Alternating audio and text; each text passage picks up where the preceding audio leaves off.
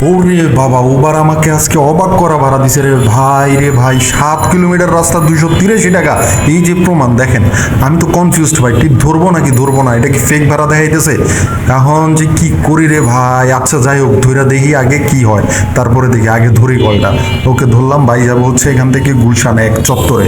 So দেখি ভাই কোথায় আছে, দেখা যাচ্ছে ভাই আমার পাশেই আছে।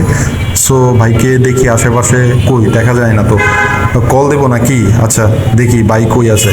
ওরে ভাই তো আমার পাশেই আছে, বললো যে আমি আপনাকে কল দিছি। তো বাইরে হচ্ছে আমি উঠাই নিলাম, উঠাই নিয়ে এখন চলে যাচ্ছি হচ্ছে আপনার ভাইয়ের গন্তব্যস্থানে। কিন্তু আমার তো ভাই মনে মনে একটা সন্দেহ, ইসিবি চত্বর থেকে এই সকালবেলায় কোনো কাহিনী নেই, কোনো এমন কোনো হরজনও না বা কোনো ঝামেলা নেই রাস্তায়, কিন্তু ভাড়া দেখাইছে ভাই 283 টাকা। আর ইসিবি চত্বর থেকে আপনার গুলশান এক, বুঝলাম না কাহিনী কি। আমি তো সন্দেহানে আছি ভাই, যে ভাইকে জিজ্ঞেস করবো যে কত টাকা ভাড়া দেখেছে। আচ্ছা যাই হোক, কপালে আল্লাহ যা রাখছে তাই, রিজিকে যা আছে তাই। চলেন দেখি ভাইকে নামায় দিই আগে, দেখি ভাড়াটা আসলে কত টাকা দেয় আমাকে। ভাই সিরিয়াসলি আমি তো মানে মাথা নষ্ট আমার ভাই এই ভাড়া দেখা।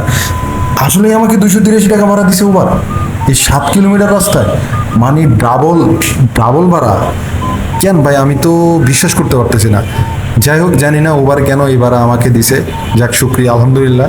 সকালে মনে করেন যে মানুষ যে ভাড়া 150 টাকায়, 160-70 টাকা কোনটা আগে আসে, অ্যাপসেই ভাড়া আসে হচ্ছে আপনার 150 টাকা। আমি ওই জায়গায় 283 টাকা ভাড়া পাইলাম এই ট্রিপ থেকে। আই ডোন্ট নো পরবর্তীতে উবার আমার কি করবে।